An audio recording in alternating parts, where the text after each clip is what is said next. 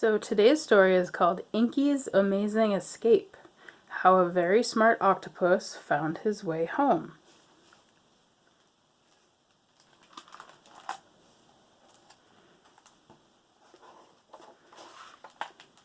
This is written by Cy Montgomery and illustrated by Amy Schimler-Safford.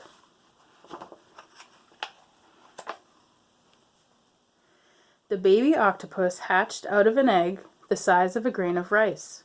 His mother used her jet to blow him from her den out to the sea, along with his tiny octopus brothers and sisters. Each octopus set out on a journey alone. They're born ready to explore.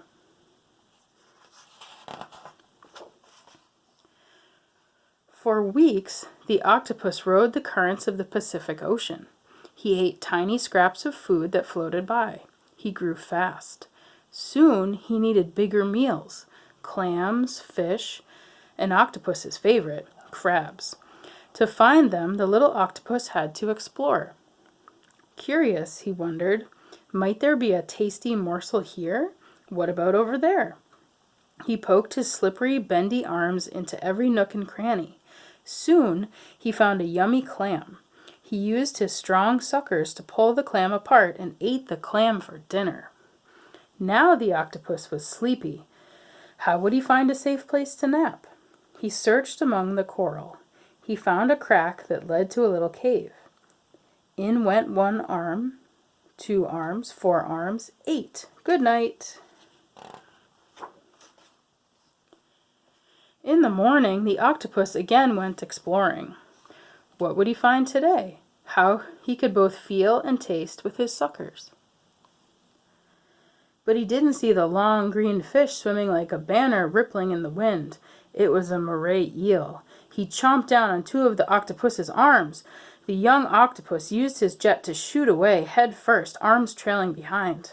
But the eel had bitten off the tips of 2 arms. The octopus was hungry and hurt, but he went on.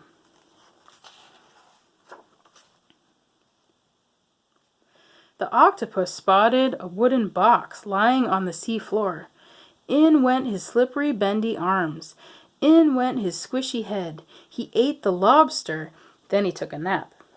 Woken from sleep, the octopus felt himself rising up and out of the water. What the octopus thought was a safe den was a fisherman's lobster trap.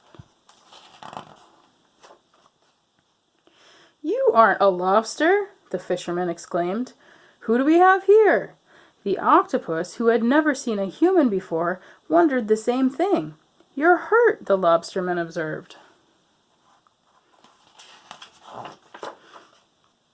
He decided to take the little octopus to the aquarium.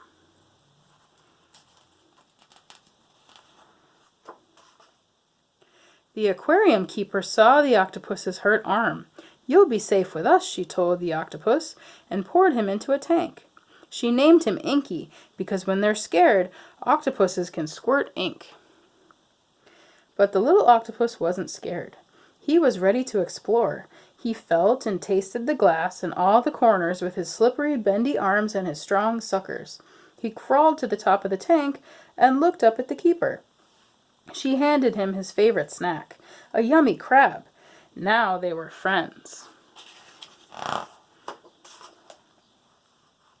Inky liked it when the keeper petted him.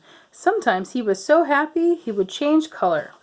Octopuses change color to fool prey and escape enemies, but they show their feelings this way too. When the keeper opened the lid to his tank, Inky turned red with excitement. When he relaxed, he turned white.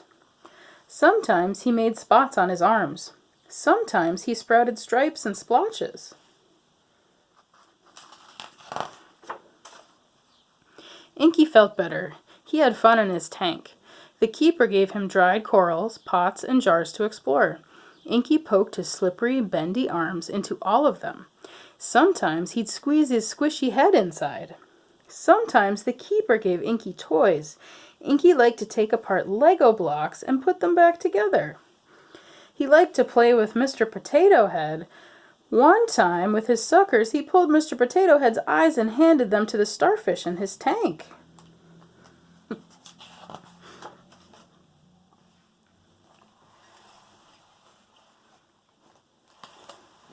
Inky grew very fast. When he arrived at the aquarium, he was the size of a baseball.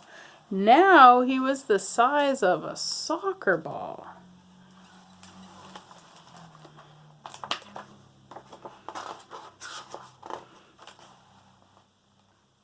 Inky was always exploring. One night the keeper forgot to close the lid to Inky's tank tightly enough. He poked a slippery, bendy arm through the gap. What would he find?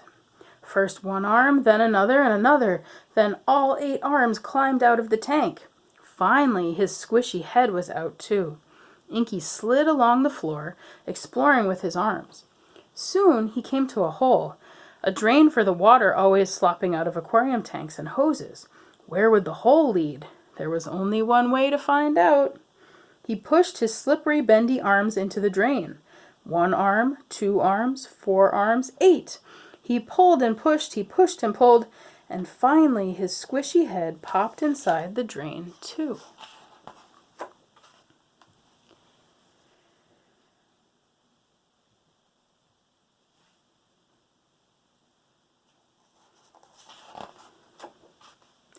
Inky traveled a long way. Down, down, and down. Inky inched his way through the long pipe. At last he could feel and taste a change. Out popped 1 arm, 2 arms, 4 arms, 8. And finally Inky's squishy head was free again. The drain pipe ran right back into the Pacific Ocean. And that's where Inky is today, still ready to explore.